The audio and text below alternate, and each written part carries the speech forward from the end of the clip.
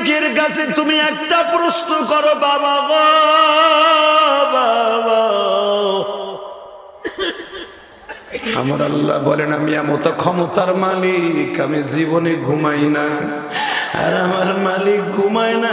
তোমার নমরুদ একদিন না ঘুমাইলে মাথা ঠিক থাকে না।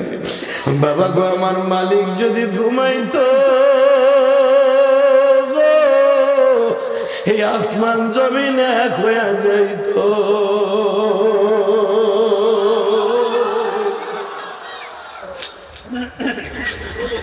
বাবা তুমি আমার জন্মদাতা পিতা, আমি তোমার সাথে বেয়াদবি করব না, কিন্তু বাবা আমি তোমার খোদারে আমি খোদা হিসাবে মানতে পারি না। আমার